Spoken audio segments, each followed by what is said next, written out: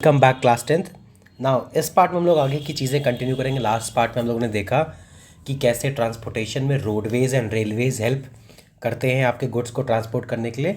Now we will discuss pipelines and waterways, और इस part में आपका ये चैप्टर कंप्लीट हो जाएगा। ठीक है, तो स्टार्ट करते हैं। तो पाइपलाइन से आप यहाँ पर देखो, पाइपलाइंस का मतलब सिंपल से यही हो गया कि पाइप्स के थ्रू चीज़ों का ट्रांसपोर्टेशन, गुड्स का ट्रांसपोर्टेशन। ऑब्वियसली हम यहाँ पर जब गुड्स को ट्रांसपोर्ट करेंगे तो वी विल ट्रांसपोर्ट थिंग्स, जैसे कि जो लिक्विड में होंगी या फिर सेमी लिक्विड फॉर्म में होंगी या फिर गैसियस फॉर्म में होंगी, जैसे पाइपलाइन फॉर गैसेज होती हैं। ठीक है, तो यहाँ पर पाइपलाइंस का यूज़ क्या होगा कि जो आपके गैस फील्ड्स होंगी या रिफाइनरीज होंगी, वहाँ से आपको गैस को ट्रांसफ़र करना है वेरियस सिटीज़ में, ताकि लोगों के यूज़ के लिए आ सके। जैसे आप देखते हो ग्रीन गैस, तो ग्रीन गैस भी सिमिलर काइंड ऑफ प्रिंसिपल पे वर्क करती है। तो यहाँ पर आप देखोगे कि क्रूड ऑयल हो गया, पेट्रोलियम प्रोडक्ट्स हो गए, है ना, नेचुरल गैस फ्रॉम ऑयल हो गया, ये सारी चीज़ें आप रिफाइनरीज से बिग थर्मल पावर प्लांट्स तक पहुँचाते हो ताकि वहाँ पर उनका यूटिलाइजेशन हो सके।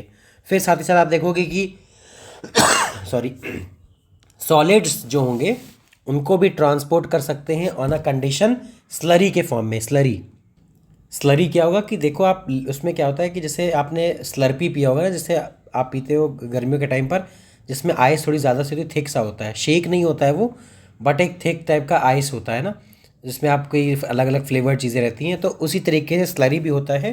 तो सॉलिड्स को भी हम जब स्लरी में कन्वर्ट कर सकते हैं, then only we can transport them through pipeline. तो पाइपलाइन के थ्रू आप स्लरी से कन्वर्ट करके सॉलिड्स को भी ट्रांसपोर्ट कर सकते हो एक प्लेस से दूसरी प्लेस, है ना। फिर आप देखोगे कि जैसे रिफाइनरीज आपकी कहीं कहीं लोकेटेड है, बरौनी, मथुरा, पानीपत, है ना, गैस बेस्ड फर्टिलाइजर प्लांट्स, यहाँ पर पाइपलाइंस की वजह से ही बहुत इजीली ट्रांसपोर्टेशन हो जाता है गैसेस का और आपके फ्यूल्स का। अगर ये पाइपलाइंस नहीं होंगी तो बहुत ज़्यादा कॉस्ट पड़ेगी। क्यों? क्योंकि आपको रोड्स का कंस्ट्रक्शन करना पड़ेगा, फिर आपको व्हीकल्स ट्रांसपोर्टेशन का कॉस्ट देना पड़ेगा, और इन सब चीज़ों को फिर मेंटेन करने के लिए आपको टाइम लगता है। ठीक है, तो अगर आपके पास पाइपलाइन अवेलेबल है, गवर्नमेंट जैसे करती है कि गवर्नमेंट वहाँ पर पाइपलाइन गवर्नमेंट ने डाल दी, तो उस पाइपलाइन के थ्रू वहाँ से गैस और क्रूड ऑयल, ये सब चीज़ें बाकी जगह पर रिफाइनरीज पर पहुँच जाती हैं आराम से। ठीक है, इनिशियल कॉस्ट आप देखोगे तो लगता है थोड़ा टाइम, क्योंकि आपको पूरा डग आउट करना पड़ेगा उस एरिया को, है ना, फिर आपको पाइपलाइन बिछानी पड़ेगी, then you will cover up the area. इस चीज़ में कॉस्ट लगेगी, बट आप जब लॉन्ग टर्म में चीज़ों को देखते हो ना, तब आपको कॉस्ट इन ओवरऑल कम हो जाती है। ठीक, तो अब जैसे यहाँ पर कुछ एग्जांपल्स हैं आपके networks of pipeline transportation in the country, है ना। Oil field in the upper Assam to Kanpur, अब असम से कानपुर आती है वाया गुवाहाटी, बरौनी एंड इलाहाबाद। ठीक, फिर दूसरी है आपकी सलाया एंड गुजरात टू जलंधर, तो गुजरात, है ना, यहाँ से जलंधर जाती है विया विरामगम, मथुरा, दिल्ली एंड सोनीपत। तो आप देखो पाइपलाइंस एक जगह पर जहाँ पर सोर्स है उससे दूसरी जगह जा रही है जहाँ पर उसको डिस्ट्रीब्यूट होना है विया अलग अलग सिटीज़ से होते हुए। देन फिर आप देखोगे कि जो पहली कंट्री की जो क्रॉस कंट्री गैस पाइपलाइन थी, it was 1700 kilometre long, Hazira Vijaypur Jagdishpur cross country gas pipeline, जिसको मुंबई हाई आपका यहाँ पर है। ठीक है, मुंबई कोस्ट से थोड़ा दूर पे, जहाँ से आपका पेट्रोलियम और गैसेस हम लोग एक्सट्रैक्ट करते हैं, वहाँ से बसे in gas fields with various fertilizer power industrial complex in western northern India. तो यहाँ से आप सोचो पाइपलाइन के थ्रू अलग अलग पार्ट ऑफ इंडिया में जा रही चीज़ें, मतलब आपका क्रूड ऑयल एंड गैसेस। तो ये आपका बहुत इजी ट्रांसपोर्टेशन कर देता है, क्योंकि यहाँ से सप्लाई हुआ और वो अंडरग्राउंड चलता चला गया दूसरी सिटी में विदाउट एनी डिस्टर्बेंस। तो इससे आपकी कॉस्ट इनिशियली जो है बच जाती है, ट्रांसपोर्टेशन कॉस्ट। क्यों? क्योंकि अगर आप ट्रक्स का यूज़ करोगे, अदर व्हीकल्स का यूज़ करोगे, तो उनको आपको मेंटेन करना पड़ेगा, उसके हिसाब से उनको कैरी करने के टेक्नोलॉजिकली एडवांस होनी चाहिए चीज़ें, तो उसमें लगता है आपका इन्वेस्टमेंट, और वो फिर ज़्यादा हो जाता है ओवरऑल। और पाइपलाइंस का क्या है, एक बार आपने इन्वेस्टमेंट करी, उसके बाद लॉन्ग टर्म के लिए बहुत ही इकोनॉमिकली वायबल ऑप्शन होता है आपका पाइपलाइन। ठीक, देन अब आते हैं वाटरवेज पे। तो वाटरवेज का मतलब आपका हो गया, पहले हम यहाँ पर सिर्फ बात कर रहे हैं इंटरनल, है ना, कि इंटरनल लेवल पे। जैसे ये आपका रेलवे का मैप है, इसमें आपका वाटरवेज, हाँ, ये तो आपका मेजर पोर्ट्स हो गया, सी पोर्ट्स एंड एयरपोर्ट्स। बट आप इसी तरीके से जैसे आपका ये है ना, तो इंटरनली जो रिवर्स कनेक्ट करेंगी एक सिटीज़ को दूसरी सिटीज़, वो वाटरवे के थ्रू भी आप उन पे जा सकते हो। तो वाटरवे में क्या होगा कि सबसे चीपेस्ट मीन्स ऑफ ट्रांसपोर्ट अगर है गुड्स को पहुंचाने के लिए, तो इट इज़ वाटरवेज। आपने देखा भी है कि 95% ऑफ दी जो ट्रेड होता है वर्ल्ड में, it is through waterways. Ships का है ना, ओशंस के थ्रू सारा ट्रेड जाता है, क्रूड ऑयल आता है, सारी चीज़ें आप देखते हो सारा शिप्स के थ्रू वाटरवेज से आता है, क्योंकि waterways is the cheapest means of transportation, जिससे आप गुड्स को बहुत ईजिली ट्रांसफ़र कर सकते हो from one country to another या फिर विद इन दी कंट्री। ठीक, क्योंकि ये फ्यूल एफिशिएंट होते हैं और इन्वायरमेंट फ्रेंडली होते हैं as compare to other transportation. मतलब ये है कि अगर एक शिप को हम एक कंट्री से दूसरी कंट्री भेजेंगे, उसमें जितना फ्यूल खर्चा होगा, it will be lot less and it will be lot cleaner than the aeroplane that is using that much of fuel, है ना। तो इस तरह से, क्योंकि सामान भी ज़्यादा जा सकेगा और कंपैरेटिवली फ्यूल कम कंज्यूम होगा। और एरोप्लेन में आपको पता है कि सामान भी कम जाएगा और प्लेन आपका जो है फ्यूल भी ज़्यादा कंज्यूम करेगा। इस लेवल पे आप देखते हो, ठीक है। फिर नेशनल वाटरवेज भी होते हैं जो आपके विद इन स्टेट्स और अलग अलग विद इन कंट्री आपकी डिफरेंट स्टेट्स को कनेक्ट करते हैं, डिफरेंट सिटीज़ को कनेक्ट करते हैं, ठीक है। तो इस तरीके की चीज़ें आपको देखने को मिलेंगी। जैसे पहला आपका नेशनल वाटरवे है, देख लो, number 1 Ganga river between Allahabad and Haldia. Haldia आपका वेस्ट बंगाल में हो गया। फिर Brahmaputra river between Sadiya and Dhubri, 891 kilometre का नेशनल वाटरवे हो गया। तो ये देखिए आप, दो सिटीज़ वाटर के थ्रू कनेक्ट हो रही हैं, तो लोग और सामान वाटरवेज के थ्रू भी ट्रैवल होता है। Then west coast canal in Kerala, ठीक है, नेशनल वाटरवे नंबर 3। फिर specified stretches of Godavari and Krishna rivers along with Kakinada Puducherry stretch of canals.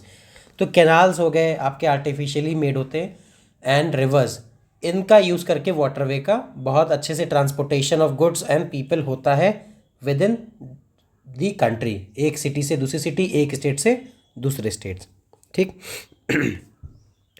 फिर आप देखोगे जिन कुछ इनलैंड वाटरवेज है जहाँ पर ट्रांसपोर्टेशन बहुत ज़्यादा होता है, तो Mandovi, Zuari, Cumberjua, Sundarban, Barak and backwaters of Kerala. तो इन चीज़ों का आपको, इन जगहों का आपको नाम पता होना चाहिए, बिकॉज इनसे आप ट्रांसपोर्टेशन करते हो गुड्स का बहुत बड़े लेवल पे। क्योंकि इनिशियली क्या होता है, जैसे आपको मैंने बताया कि एक सिटी है, जैसे आप इस मैप में देखिए, मान लेते हैं लखनऊ से या कानपुर से कोई सामान जाना है बे ऑफ बंगाल में हल्दिया पोर्ट के पास, ठीक है। अब यहाँ पर गया तो यहाँ पर आप ट्रेन से भेज सकते हो, यहाँ पर आप एरोप्लेन से भेज सकते हो, बाय रोड भेज सकते हो। बट जो वाटरवे है वो इफ़िशिएंट होगा, तो अगर वाटरवे अवेलेबल है तो वो यहाँ से लेकर जाएगा इस पोर्ट तक, फिर इससे दूसरी कंट्री में एक्सपोर्ट हो जाएगी चीज़ें। तो कॉस्ट इफेक्टिव होने की वजह से वाटरवेज का एक इम्पॉर्टेंट रोल है इंडियन की इकोनॉमी में। देन आप ये चीज़ यहाँ पर देखो कितना इम्पॉर्टेंट है कि 95% of the countries trade volume, है ना, मतलब अगर 100 kg ट्रेड करती है, टर्म्स ऑफ वॉल्यूम की यहाँ पर बात करी ना, अगर टर्म्स ऑफ वैल्यू की बात करें तो 68% है, बट टर्म्स ऑफ वॉल्यूम की बात करिए कि अगर 100 kg एक्सपोर्ट करती है इंडिया कंट्री या ट्रेड करती है दूसरी कंट्री से, तो उसमें से 95 kg किसके थ्रू यूज़ होता है, ट्रांसपोर्टेशन होता है आपका वाटरवेज के थ्रू, ठीक है। सोचिए 95 kg, मतलब परसेंट की सेंस में, तो मैं आपको समझाने के लिए बता रहा हूँ कि 100 kg में से 95 kg is being transported using waterways, ठीक है। तो 95% आपका ट्रेड वॉल्यूम। और अगर आप टर्म्स में पैसे की सेंस में बात करो तो 68%, ये भी एक बहुत बड़ा अमाउंट है कि अगर 100 रुपये का ट्रेड इंडिया कर रही है तो उसमें से 68 रुपीज़ का ट्रेड इंडिया वाटरवेज के थ्रू ही करती है। तो आप देखिए कितना 68% इज़ अ बिगर अमाउंट। तो इस तरीके से आप देख पाओगे कि वाटरवेज का एक इंपॉर्टेंट रोल है। देन मेजर सी पोर्ट्स की बात कर लेते हैं। तो ये पता है आपको, मेजर जो सी पोर्ट्स होंगे वो मेजर सी पोर्ट्स क्या करेंगे, वो इंडिया से दूसरी कंट्रीज़ में एक्सपोर्ट करेंगे और इंपोर्ट करेंगे। तो यहाँ पर शिप्स आएंगी, ऑफलोड करेंगी एंड क्या कहते हैं, वहाँ पर डॉक पर, पोर्ट पर आपके स्टे करके सामान को ट्रांसपोर्ट करेंगी इंडिया से from other country and from other country to India. अब आप देखो इंडिया में क्या है, 12 major and 200 notified non major, that is minor port है। फिर Kandla in Kutch was the first port developed soon after independence to ease the volume of trade on the Mumbai port. तो Mumbai port के बाद जब इंडिपेंडेंस के बाद हुआ सबसे पहला पोर्ट जो बना वो कांडला था इन कच्छ, ठीक है, कच्छ गुजरात। तो यहाँ पर आप देखोगे कि ये इसको बनाया गया ताकि मुंबई पोर्ट का जो है प्रेशर ईज किया जा सके, क्योंकि होता है ना आपका वॉल्यूम ज़्यादा आ जाएगा ट्रेड का तो बहुत मिसमैनेज हो जाएंगी चीज़ें, तो उसको ईज करने के लिए कांडला पोर्ट का डेवलपमेंट हुआ। Kandla also known as the Deendayal port is a tidal port, ठीक है, इसका नाम क्या है, दीनदयाल पोर्ट है। और ये एक टाइडल पोर्ट है। टाइड आपको पता है, क्लास 7th में आपने पढ़ा है, इसमें भी चीज़ें पढ़ी हैं कि टाइड्स में पानी कभी ऊपर आज जब हाई टाइड होती है तो पानी राइज करता है पोर्ट के पास, और जब लो टाइड होती है तो पानी नीचे चला जाता है। तो ये एक up and down movement of water है, ठीक है। और ये किसकी वजह से होगा, सन एंड मून की ग्रेविटी पुलिंग फोर्सेस की वजह से, ठीक है। तो आप देखोगे यहाँ पर ये चीज़ होगी। तो और दीनदयाल पोर्ट है इसका नाम। तो ये एक्सपोर्ट एंड इम्पोर्ट हैंडल करता है, ठीक, stretching across the UT of Jammu and Kashmir and the states of Himachal Pradesh, Punjab, Haryana, Rajasthan and Gujarat. तो आप देखोगे कि ये सारी स्टेट्स का एक्सपोर्ट इम्पोर्ट कौन हैंडल करता है, कांडला, ठीक, क्योंकि इसको इसीलिए बनाया गया था ताकि मुंबई पोर्ट पे जो एक्स्ट्रा प्रेशर है, जो एक्स्ट्रा वॉल्यूम ऑफ ट्रेड है, उसको मैनेज किया जाए, उसको डाइवर्ट किया जाए दूसरी जगह। Then Marmagao port in Goa आप देखोगे तो ये iron ore exporting port of the country है। तो ये आपको पता होना चाहिए because this can be asked in MCQ question कि which port is the iron ore exporting port of India. तो आपको पता होना चाहिए मर्मागांव पोर्ट गोवा, ठीक है। तो ये 50% ऑफ इंडिया का आयरन ओर एक्सपोर्ट करता है। तो इंडिया में अगर जो आयरन एक्सपोर्ट होता है उसमें से 50% आयरन ओर एक्सपोर्ट कहीं से होता है, किसी पोर्ट से, दैट इज़ फ्रॉम मर्मागांव पोर्ट, ठीक। फिर आप देखोगे कि न्यू मैंगलोर है, ये भी न्यू मैंगलोर पोर्ट कर्नाटका में है, ये भी आपका क्या करता है, आयरन ओर एक्सपोर्ट करता है, ठीक है। तो ये सारी चीज़ें आपको पता होनी चाहिए। फिर Kochi is the extreme south western port located the entrance of a lagoon with a natural harbour. Kochi Kerala में ये एक लगून में पोर्ट है, ठीक है। जैसे बैक वाटर्स ऑफ केरला होता है ना, जैसे क्या होता है लगून, आपको पता है एक सेपरेटेड पार्ट होता है, ठीक है। तो ये एक नेचुरल हार्बर है, ठीक है। तो यहाँ पर आपको इसका इंपॉर्टेंस पता होना चाहिए कि कोची एक नेचुरल हार्बर है और ये लेगून पे है, एंट्रेंस ऑफ लेगून। तो यहाँ पर इसका एक डिस्टिंक्टिव फीचर यही है कि लेगून पर है और एक नेचुरल हार्बर है। तो ये आपसे पूछ सकते हैं कि which is the natural harbour, फिर आपको ऑप्शंस दे देंगे and Kochi will be the answer, उनमें से जो भी है ऑप्शंस में से। फिर आप देखोगे कि साउथ में क्या है, साउथ में आपका ट्यूटिकोरिन तमिलनाडु, ये भी एक नेचुरल हार्बर है। और तो नेचुरल हार्बर ये भी आपका है south extreme south eastern portion में। एक ये आपका साउथ वेस्टर्न में है कोची, ठीक है, वेस्ट मतलब इधर हो जाएगा, ईस्ट मतलब इधर हो जाएगा। तो आपके दो पोर्ट हो गए नेचुरल हार्बर जिनका एग्जाम्पल आपको मिल गया। तो अगर क्वेश्चन में पूछा जाए which is the south western port, है ना, which is a natural harbour as well, तो आपका आंसर होना चाहिए Kochi. And when we talk about south eastern then your answer will be Tuticorin Tamil Nadu. फिर आप देखिए Chennai is one of the oldest artificial port of the country, ठीक। Visakhapatnam is the deepest landlocked and well protected port. ये सारे आपके one liners जो हैं ये इंपॉर्टेंट हो जाते हैं आपके MCQ के लिए, क्योंकि इनसे तुरंत फैक्ट आ जाता है। Chennai is one of the oldest artificial, Visakhapatnam is the deepest landlocked and well protected port, Paradip port located in Orissa specialise in the export of iron ore. तो आपको देखिए तीन मिल गया आपको, मर्मागांव पोर्ट आयरन ओर के लिए मिल गया, फिर आपको न्यू मैंगलोर पोर्ट कर्नाटका में मिल गया, और फिर आपका पाराद्वीप पोर्ट इन उड़ीसा, ठीक है।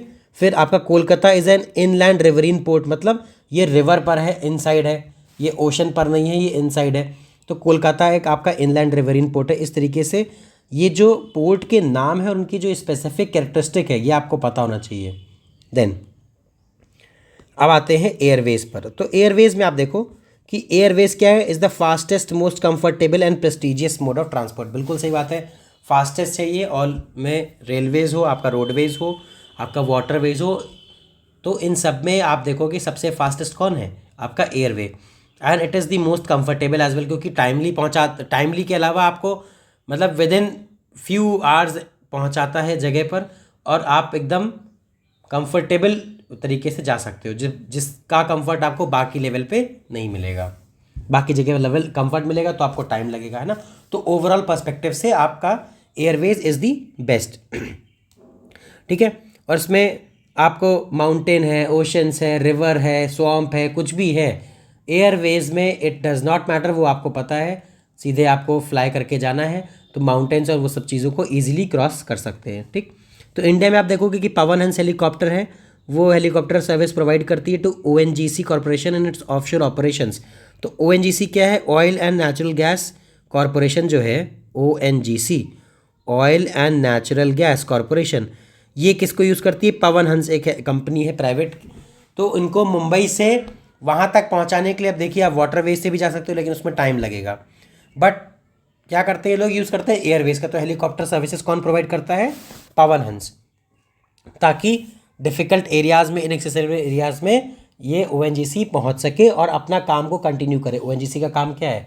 ऑयल फील्ड्स और गैसेस को एक्सट्रैक्ट करना एंड देन सप्लाई करना। तो उनके जब ऑफिशियल्स जाएंगे तो उनको जब टाइमली देखना होगा तो वो इसी चीज़ का यूज़ करेंगे, एयरवेज का यूज़ करेंगे। ठीक है, फिर आप देखोगे कि नॉर्थ ईस्टर्न स्टेट्स हो गए आपके, interior parts of Jammu and Kashmir हो गए, हिमाचल प्रदेश, उत्तराखंड, पहाड़ी इलाके हो गए आपके, जहाँ पर रोड बहुत अच्छी नहीं है, जहाँ पर रेलवेज़ नहीं जा सकता है। ठीक है, वाटरवेज तो बिल्कुल ही नहीं होगा वहाँ पे। तो वहाँ पर सबसे अच्छा ऑप्शन आपका कौन सा होता है? एयरवेज। जैसे आपने देखा है वैष्णो देवी में कि जो लोग चल नहीं पाते हैं, जिनको प्रॉब्लम होती है या फिर कुछ ऐसा इशू होता है, या जिनको लगता है कि we want some comfort level, तो दीज पीपल प्रेफर आपका हेलीकॉप्टर की सर्विस होती है। 5-10 हज़ार रुपये जो भी उसका रेट होता है उसको आप पे करते हो, आपको पिकअप करता है सीधे आधे घंटे बाद, मतलब जो भी टाइम लगता हो वहाँ पर आपको ड्रॉप किया, आपने दर्शन किए, वापस आपको छोड़ दिया। तो आपका जो काम पूरा दिन का है वो आपका 1-2 घंटे में काम ख़त्म हो जाता है। ठीक, फिर इसी तरीके से एक उड़ान स्कीम आई थी गवर्नमेंट की, उड़े देश का आम नागरिक, उड़ान, उड़े देश का आम नागरिक। तो इसमें ये किया गया था कि लोगों के लिए low cost per intercity travel करने के लिए, है ना, वन सिटी से दूसरी सिटी, एयरप्लेन के टिकट सस्ते किए गए थे ताकि हर कोई इसका एक्सेस ले पाए। जैसे आपने देखा है कि आप अमेरिकन मूवीज़ देखते हो ना, हॉलीवुड में, तो you see most of the people every time they are flying, कि एक सिटी से दूसरी सिटी जा रहे हैं, वो फ्लाई कर रहे हैं, क्योंकि US का एरिया बहुत बड़ा है तो वहाँ पर फ्लाइट्स का यूसेज ज़्यादा है as compare to roadways and railways.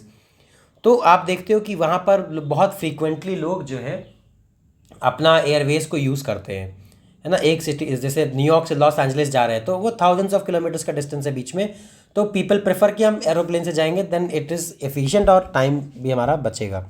तो सिमिलर चीज़ पैटर्न पे इंडिया में भी गवर्नमेंट ने स्टार्ट किया था, so that everybody has access to low cost flight, ताकि सबका एक, देखिए इसका पर्पज़ ये होता है ना कि जब इकॉनमी डेवलप होती है तो आपके पास हर चीज़ का एक्सेस होगा ना, then only it is consider development. Development का मतलब सिर्फ ये नहीं कि पैसा आ गया, उसका पैसे का बेनिफिट आपको गवर्नमेंट दे पा रही है कि नहीं दे पा रही है एज अ सिटीज़न, ये भी होता है। तो इसमें यही चीज़ करी गई थी कि अफोर्डेबल प्राइसेस पर आप फ्लाई कर सको विद इन सिटीज़। ठीक है, अब जैसे अगर किसी को लखनऊ से दिल्ली जाना है तो टिकट मान लीजिए आपका 2,500 का है फ्लाइट का एक तरफ का, और अगर आप ट्रेन करते हो तो ट्रेन आपका जो है 1,000-1,500 रुपये लेगा टिकट। ठीक है, लेकिन ट्रेन में आपको टाइम लगेगा, ये आपको 1-2 घंटे में पहुंचा देगा। आप बाय रोड जाओगे तो आपका फ्यूल लग जाएगा। तो वो डिपेंड करेगा किसकी क्या चॉइस है, बट एक तरीके से है कि आपके पास ऑप्शन अवेलेबल करवाना, so that you can choose any one of the following based on your economic condition, based on your preference. ठीक है, देन अब आते हैं कम्युनिकेशन पे। कम्युनिकेशन क्या है? कम्युनिकेशन मतलब होता है कनेक्ट कर जाना किसी से दूसरे से। ठीक है, आप कम्युनिकेट करते हो, लोगों से कनेक्ट होते हो, तो कम्युनिकेशन में यहाँ का पर्पज़ सिर्फ बातचीत से नहीं है। We are talking about internet, we are talking about phones, है ना, मोबाइल फ़ोन्स, इन सब की बात हम कर रहे हैं। तो long distance communication is far easier without physical movement of the communicator और रिसीवर। किस तरीके से? फ़ोन की वजह से आजकल, और पहले भी क्या था आपका, पहले भी टेलीग्राम से, Telegram, I am not talking about Telegram app, Telegram app की बात नहीं कर रहे हैं, पहले भी टेलीग्राम से और पोस्टल कार्ड से आप कम्युनिकेट करते थे ना, कि अगर आपका कोई जो है family member is living in another part of, क्या कहते हैं, कंट्री या another part of the state, तो आप लोग तो अभी छोटे हो, आप लोग के टाइम पे तो फ़ोन था, बट उसके पहले की अगर हम बात करें तो people use to write letters. ठीक है, पीपल यूज़ टू, अभी अगर 2000 में से ईयर 2000 की ही बात कर रहा हूँ, 2000 आज से 25 साल पहले की ही मैं बात कर रहा हूँ, तो वहाँ पर आप देखोगे कि लेटर्स थे, क्योंकि फ़ोन का उतना ज़्यादा यूसेज नहीं था, not everybody had access to phone. तो इस तरीके से आपका कम्युनिकेशन में वो भी एक बैरियर हटाता था। क्यों? क्योंकि इतना लॉन्ग डिस्टेंस से आप डेली तो ट्रैवल कर नहीं पाओगे, अपनी बात आप कैसे पहुंचाओगे? तो बाय यूजिंग लेटर्स। और आजकल के टाइम पर with WhatsApp, social media, Instagram, है ना, आप कई सारी चीज़ों की वजह से, तो आप इंडिया में बैठे हो, आप यूएस में आपका कोई दोस्त है, आप उससे बात कर सकते हो। आप लखनऊ में कहीं बैठे हो, आपको अपने किसी कज़िन से बात करनी है, you can contact your cousin, you can contact your beloved, है ना, कोई आपका फेवरेट पर्सन है, you can contact them without even present, without being even present there. तो वहाँ पर आप जाओगे, बिना भी मिल सकते हो, चीज़ वीडियो कॉल पर कर सकते हो अपने फैमिली मेम्बर्स को, है ना। ये सारी चीज़ें आपके पास कम्युनिकेशन की वजह से ईजी हो जाता है। तो कम्युनिकेशन आप देखोगे, टेलीविज़न, रेडियो, प्रेस, फिल्म्स, ये सारे ही आपके मेजर मीन्स ऑफ कम्युनिकेशन होंगे। Then Indian postal network is largest in the world. आपको ये पता होना चाहिए कि इंडियन पोस्टल नेटवर्क ये दुनिया में लार्जेस्ट है। क्यों? क्योंकि इंडिया में पोस्टल नेटवर्क बहुत प्रॉपर तरीके से अभी भी यूज़ होता है ना। अभी भी आप देखते हो कई सारी चीज़ें पोस्ट के थ्रू आप डेवलप करोगे, सॉरी, आप पोस्टल करोगे तो कई सारी चीज़ें आती हैं ना। आपके आपके डिग्री आती है, डिग्री एज इन आपके कॉलेजेस की डिग्री भी अब जो है पोस्ट के थ्रू ही आती है। और आपका कोई डॉक्यूमेंट है, आधार कार्ड है, पैन कार्ड है, वोटर आईडी कार्ड है, all these things come through postal. तो इंडिया का एक पोस्टल नेटवर्क सबसे लार्जेस्ट इन दी वर्ल्ड है। ठीक, फिर cards and envelopes are considered first class and are airlifted between stations covering both land and air. तो आपको पता होना चाहिए कार्ड और एनवेलप ये फर्स्ट क्लास मेल कंसिडर किए जाते हैं। फिर सेकंड क्लास मेल्स आपके जो होंगे वो बुक पैकेट्स होंगे, रजिस्टर्ड न्यूज़पेपर्स होंगे, है ना, पीरियोडिकल्स, जैसे मैगजीन्स की हम बात करें तो ये सारे जो है आपके सेकंड क्लास मेल कहलाते हैं। आपको देखना है यहाँ पर कि डिलीवरी ऑफ मेल्स के लिए गवर्नमेंट ने 6 चैनल्स आपके इंट्रोड्यूस किए हैं। ठीक है, 6 मेल चैनल्स।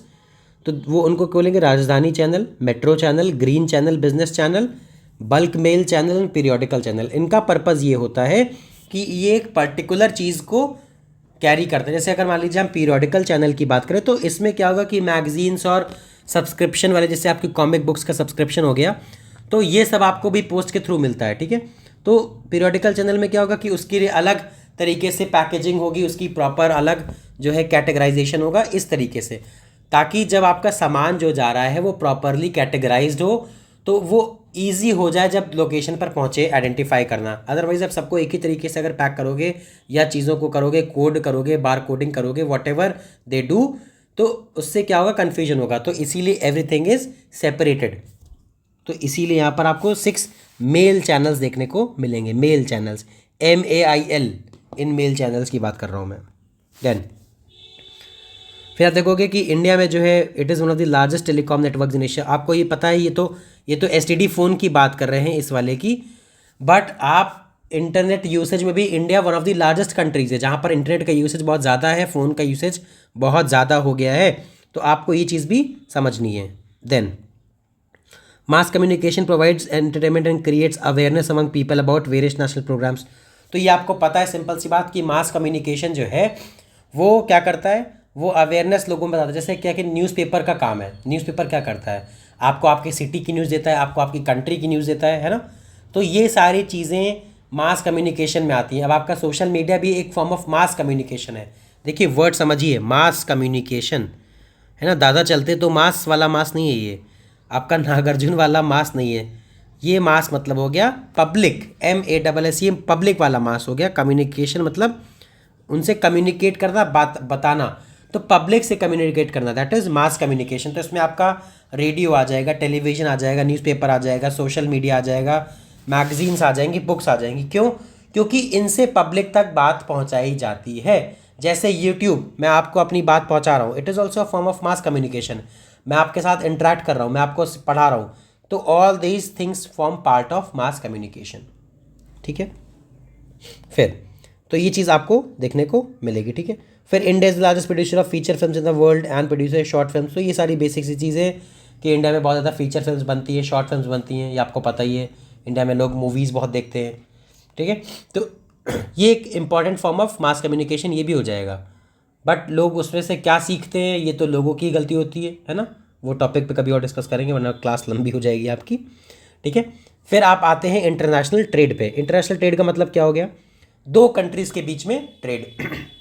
ठीक है, गुड्स एक कंट्री से दूसरी कंट्री भेजा जा रहा है, एक कंट्री से दूसरी कंट्री जा रहा है ट्रेड, और उसके बाद क्या है कि सी के रूट के थ्रू, लैंड रूट के थ्रू या फिर एयर के थ्रू अगर हमको यहाँ से दुबई कोई सामान भेजना है, that means country as a country trade करना है कि इंडिया से आपका जो है क्लॉथ जाता, टेक्सटाइल जाता है, बहुत अच्छा कपड़ा है यहाँ का क्वालिटी का, ठीक है।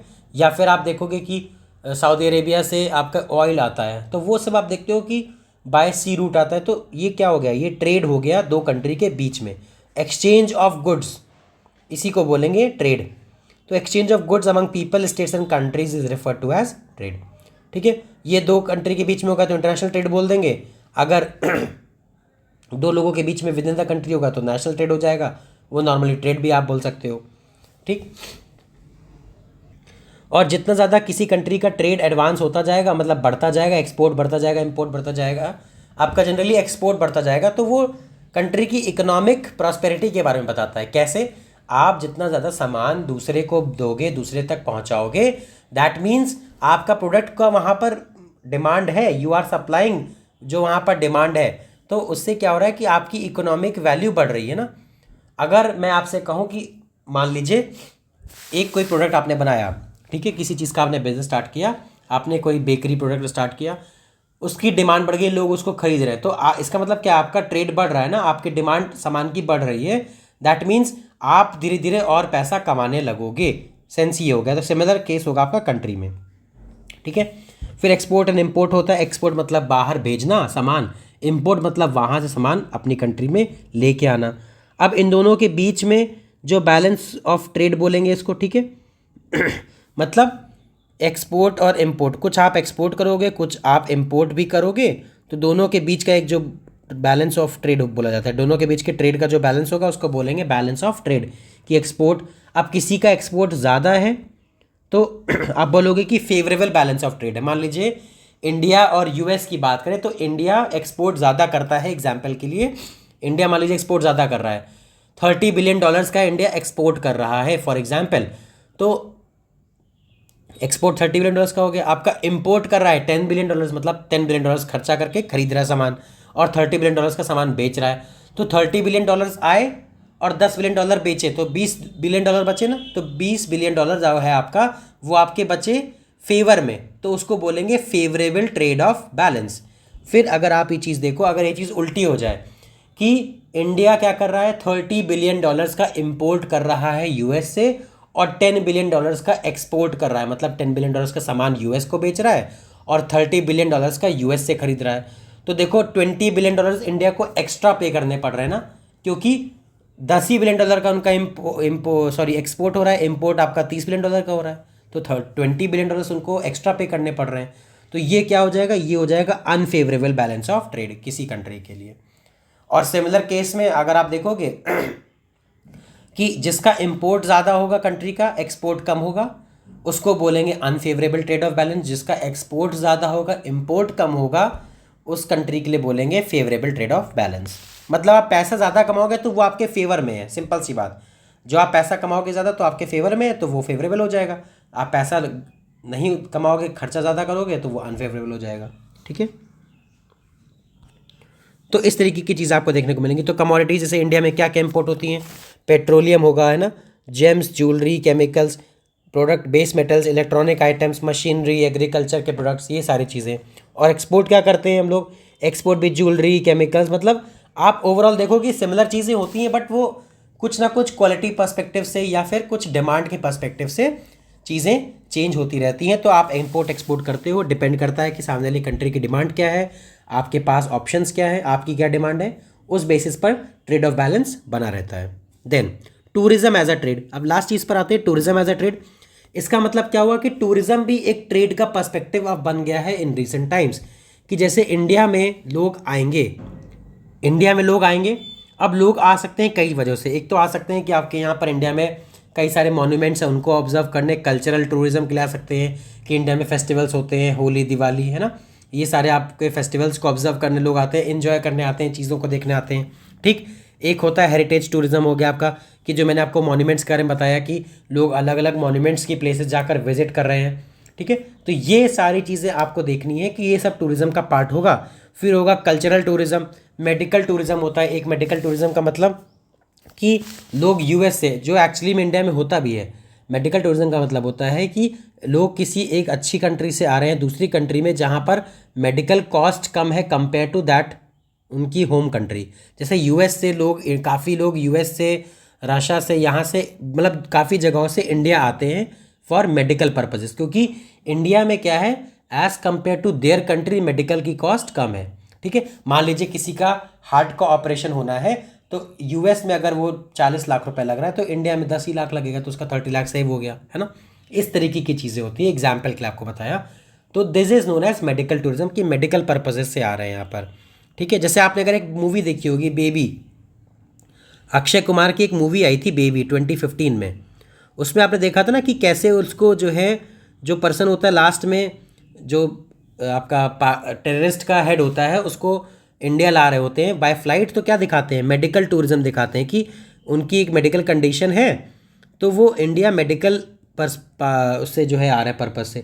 तो लोग आते हैं मेडिकल पर्पज़ से क्योंकि इंडिया में मेडिकल की कॉस्ट जो है एज़ कम्पेयर टू दूसरी कंट्रीज़ कम है, और यहाँ पर आपके जो है डॉक्टर्स भी अच्छे हैं।